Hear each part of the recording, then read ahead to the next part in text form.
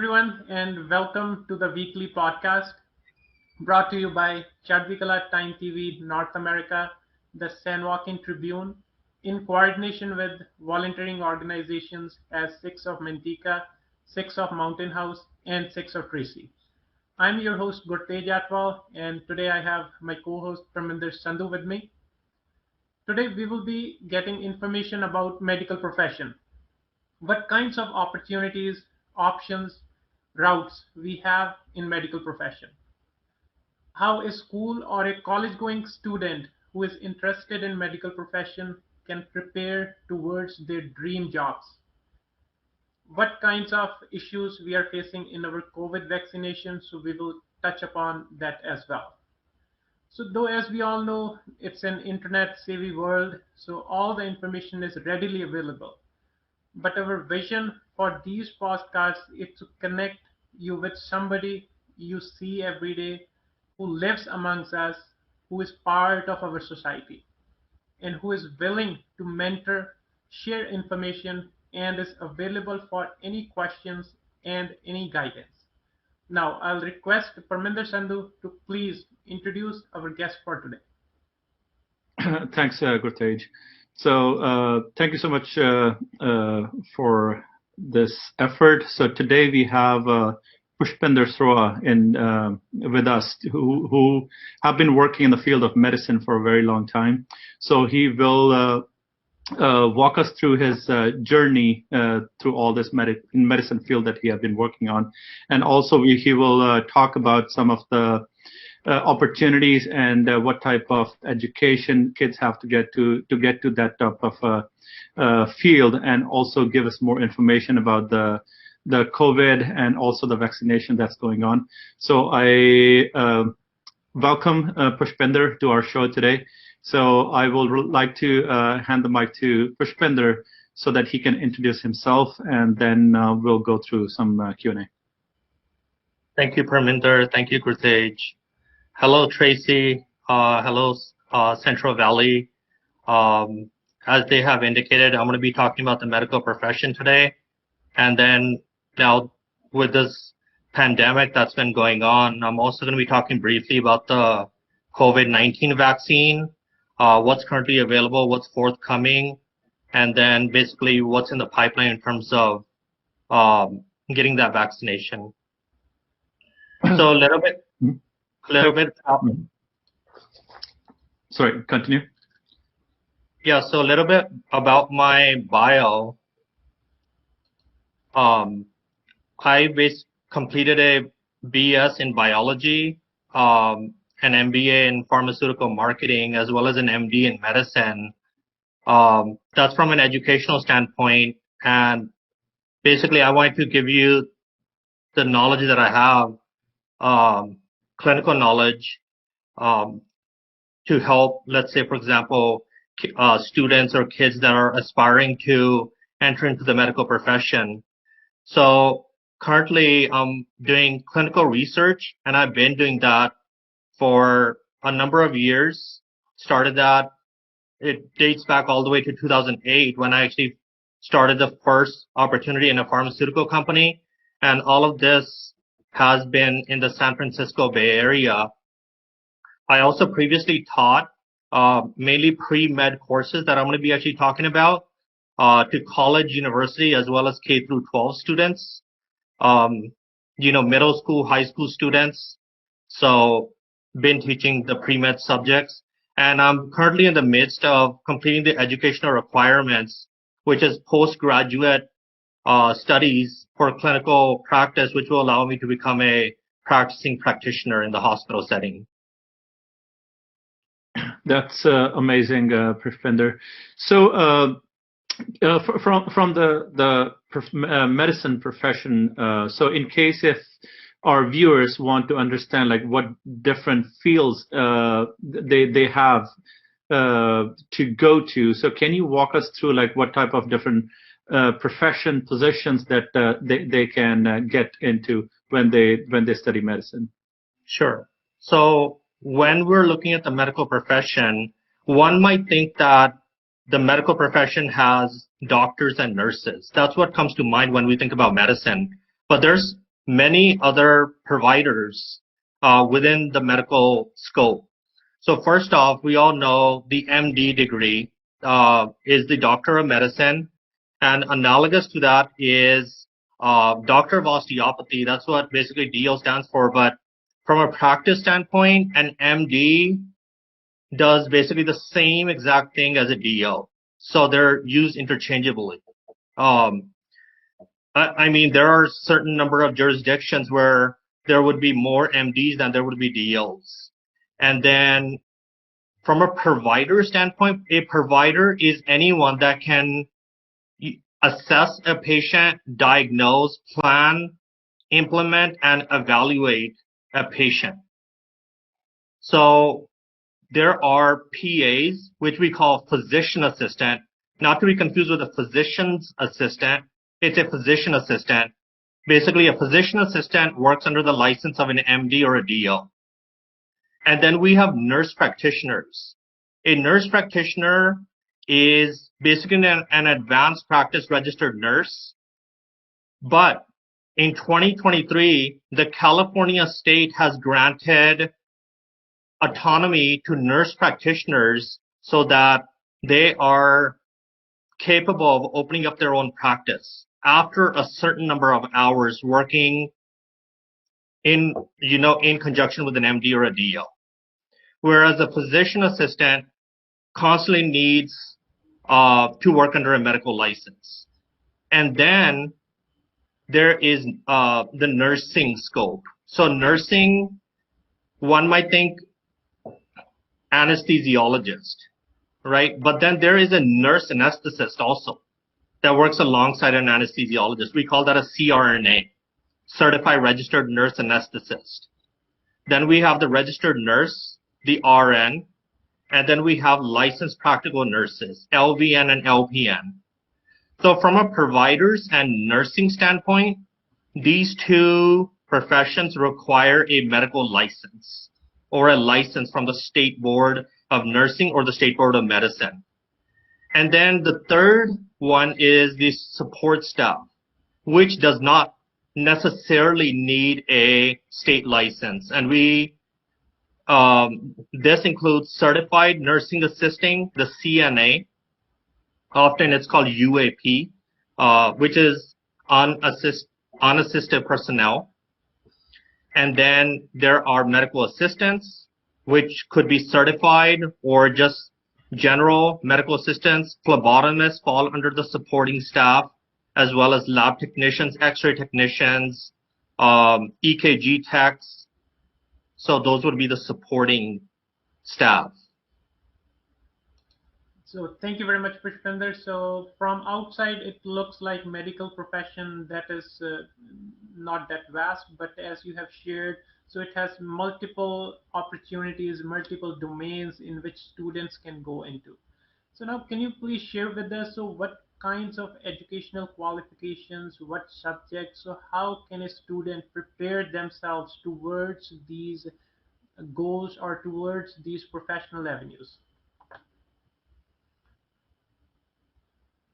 So in terms of a provider, to become a provider, like for example, a physician, you need and this is basically how to become a medical professional in the United States. I mean, there could be other requirements internationally and abroad, but in the United States, the minimum is basically you need a bachelor's degree, and this is preferably in advanced sciences. So basically biology, chemistry, physics, that's usually the mainstream subjects that students take on to get into the medical career.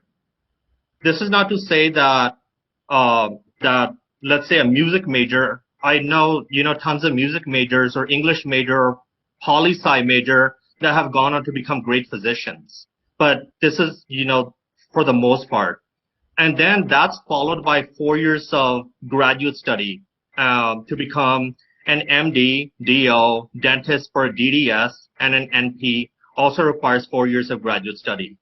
An exception to this is for PAs, right after you complete a bachelor's degree, it's only 2 years of graduate study. So some students say, hey, I want to practice medicine, but I don't want to spend that extra 2 years. So they go on to become PAs.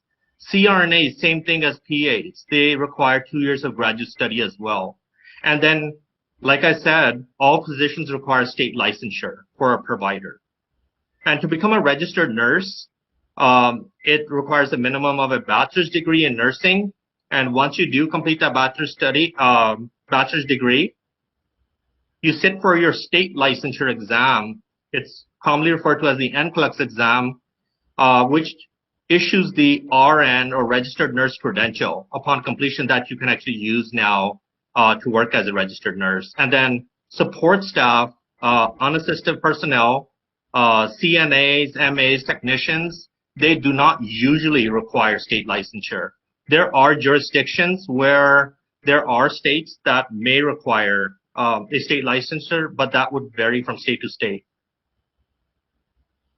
Thanks, Pushpinder. So one question that I have about the schools or the universities students actually go to. So can you talk about a little more about what type of good schools students can look for, where they can get, like, in case if they want to become a provider?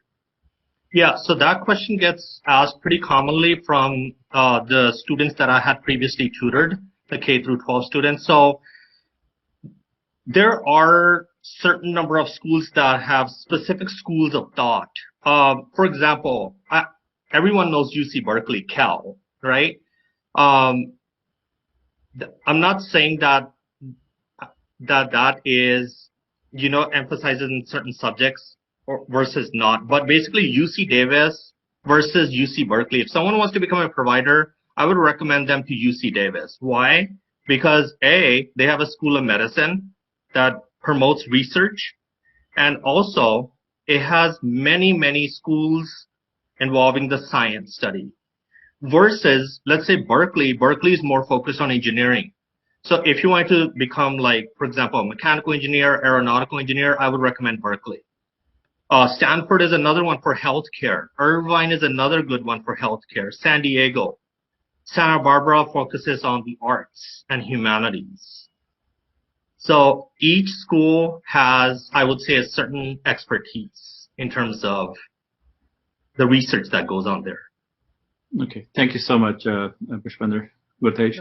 Pushpinder, a follow-up question from here. So as here we are discussing what kinds of opportunities here students who are studying here, they can get into medical field. But some students who are coming from the developing countries or from other companies who complete their bachelor's and they want to go into these fields or professions in the medical domain. So what are the options for them? What kinds of tests they have to take and how they can prepare for these careers? Sure. So it depends on what level of education they come to the United States with. If they've already completed a bachelor's degree abroad, then they would need to take for example, I'm talking about an MD. If they've completed a bachelor's degree abroad, they need to make sure that they have the necessary prerequisite courses in hand. So that includes basically like the biology, chemistry, physics, math classes, but most importantly, there are entry-level exams. Like, for example, in the case of med school, to include MD and DO, there's the MCAT exam that needs to be taken. In the case of a dentist, that's the DAT exam. For optometry, it's OAT exam. So those are entry level into graduate study. But let's say if there is a physician that comes here from abroad, one of the common degrees that's given internationally for a medical degree is the MBBS, which it's kind of like in the middle of a bachelor's and an MD, because it's Bachelor of Medicine, Bachelor of Surgery. So it specializes in the healthcare, but at the end of the day, it's a bachelor's degree. Now, these individuals, they need to take what we call the USMLE, United States Medical Licensing Exam. And there are 4 sets of exams that one needs to take. Once they do take it, then they enter into a residency training position to become licensed. And just a additional question to this, like, what can you also talk about, like, nursing? Because we in our community there are a lot of like people who are actually practicing nursing or who are studying nursing in India. So in case if they have completed their bachelor's in nursing, and if they want to become a nurse in the United States, so what options do they need to like take to get to that position?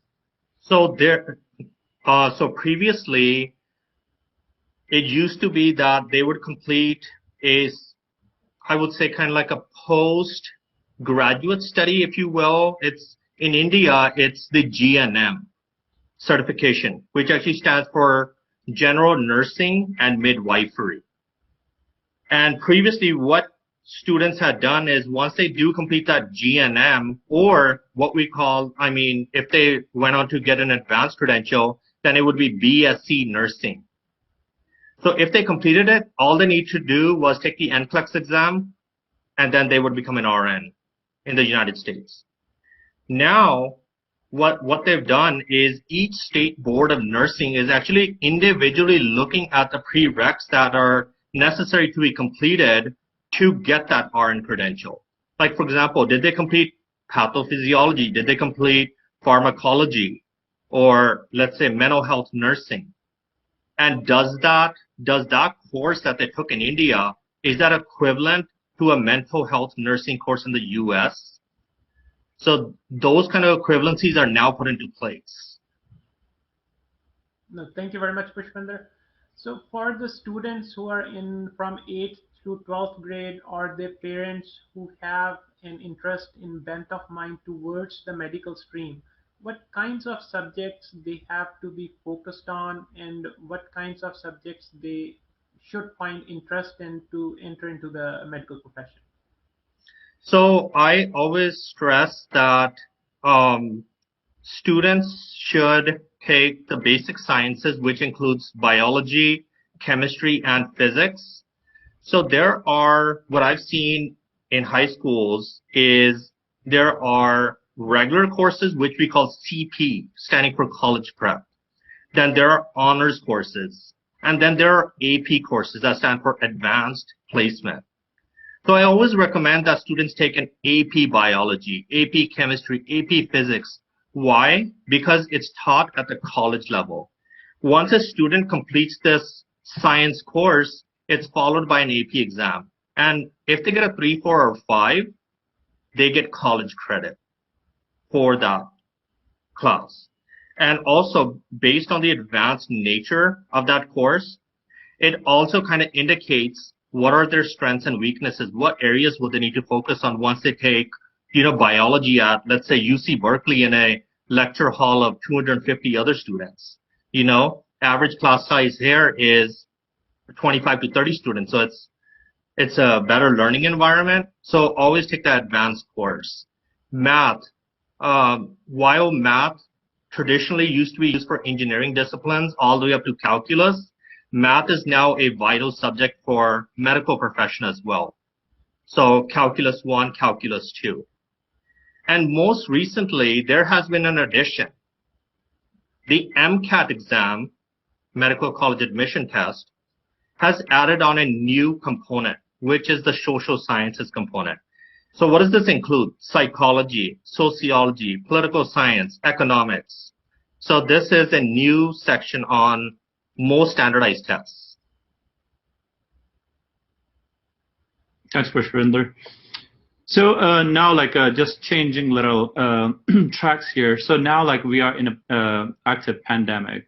So can you talk about where we stand from the pandemic point of view, and what about the vaccination and all those sort of things? Can you give a little more details on where we stand and what's the updates on COVID-19 vaccine?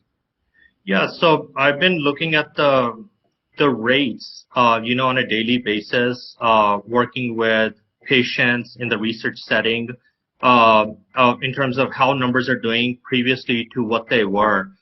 Yes, we did have surges where, everything basically shut down. Now we are in a purple category based on ICU hospitalization status.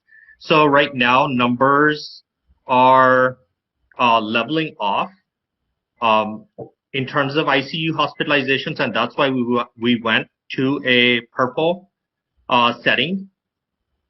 But right now, COVID-19, basically there's two pharmaceutical companies, or actually one is a pharmaceutical company, Pfizer, and Moderna is a biotech company. So these have developed vaccines that had not made it the entire way through the FDA.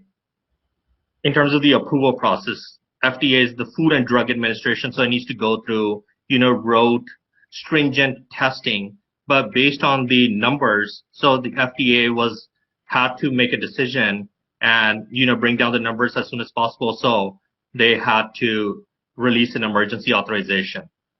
So I wanted to actually first talk a little bit about the vaccine itself. We all get like the influenza vaccine every year. But unlike the influenza vaccine, it's important to note that the COVID-19 vaccine does not contain any active, inactive, or weakened viral components. So it's not the actual virus that they're injecting into us. What they're actually injecting into us is an mRNA molecule, which is messenger RNA. And what this does inside the body is it helps make protein inside the body, the same protein that's present on the COVID vaccine. So let's say if we ever get exposure to the coronavirus, then we already have the surface protein within our serum, our blood serum. So based on the two manufacturers, Pfizer and Moderna, again, both are mRNA. Both require 2 doses. The difference is that Pfizer is 21 days apart, exactly 21 days. And then Moderna is 28 days apart. So that's very important to note down. So depending on whether you got the Pfizer vaccine or the Moderna vaccine, please take note of, the dates in which you got these vaccines. Pfizer has shown to been 95% effective, whereas Moderna is 94.1% effective. So does that mean that the Moderna is less effective? No, not necessarily. So scientifically, these are considered to be equivalent. So Pfizer vaccine is actually approved for 16 years of age or older, whereas Moderna is approved for 18 years of age or older. No, thank you very much, Pushpinder. So just a question from this perspective, as you said that these are mRNA technologies that these vaccines are using. So normally some have allergies, some have little asthma or diabetes, those kinds of conditions. So are all of those okay to take the medication, or they have to consult to their physicians first before planning to take the medication? So there has been no allergic reaction. The only allergic reaction is redness or slight pain on the muscle where it's gotten, the deltoid muscle. But other than that, there has been no indication of any allergic reaction or anaphylaxis. When a physician needs to be consulted is if there's a patient that is pregnant or lactating. That's when the healthcare staff recommends that you need to first seek the guidance from a physician, because then they need to look at, how the pregnancy has progressed thus far, or if there's any complications that might arise. So those kind of things, benefits versus risks, need to be judged.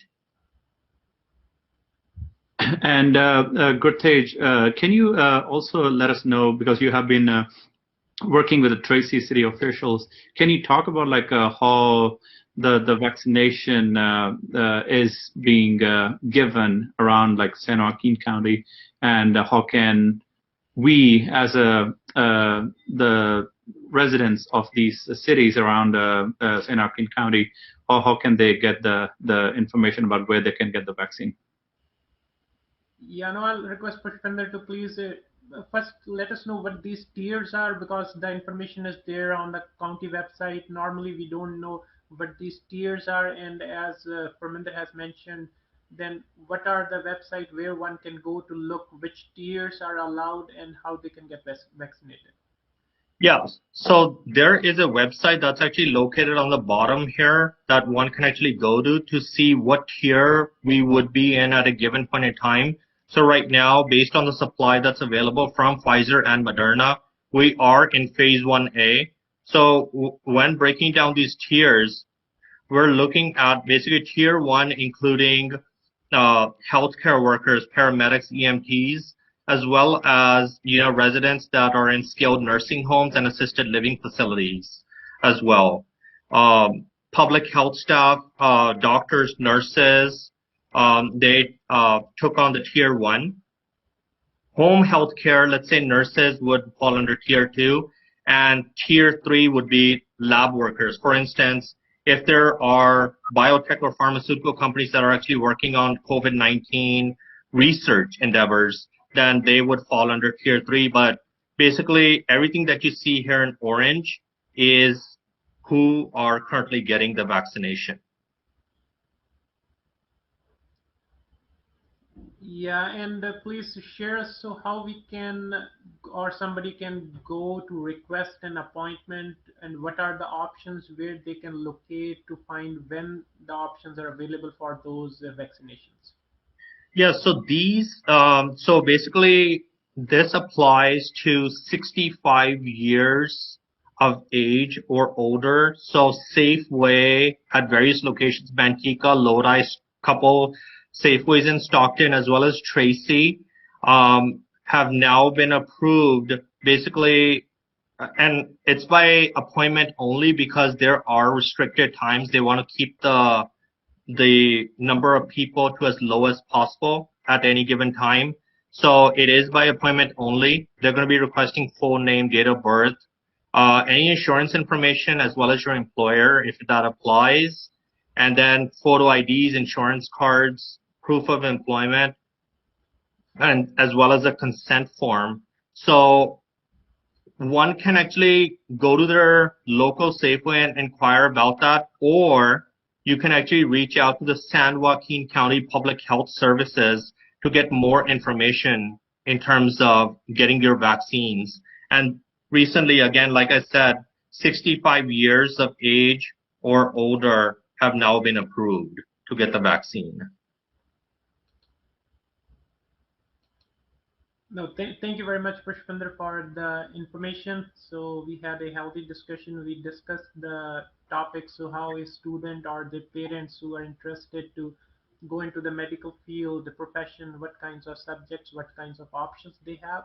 And we definitely touched the COVID part. So where everybody can look at the appointments for the vaccination and what are the options they have like Moderna and in terms of Pfizer. So one last question I have is, so does the candidates for these vaccinations, do they have any option which vaccine to choose, or those are administered by the health department?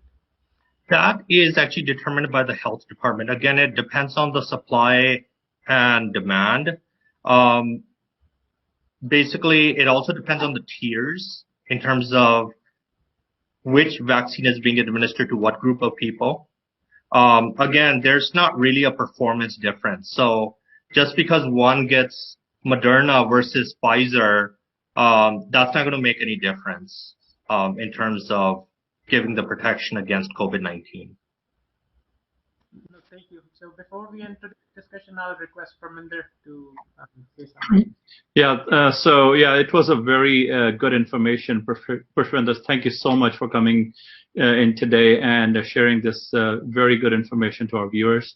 So I think like a lot of students who are going into like their middle school or high schools, they should have gotten a lot of good information. And also you have shared a lot of good information about COVID-19 vaccination so that our viewers can get help from. So thank you so much for being here and sharing this amazing information. Thank you so much. Thank you. So thank you very much all for watching. Please do send us the questions that you need to get answers from us. We will definitely get back to you and also provide feedback and suggestions for the topics that you would like to listen. So we will definitely see you in our next episode. Stay healthy and stay informed. Thank you very much. Thank you. Thank you.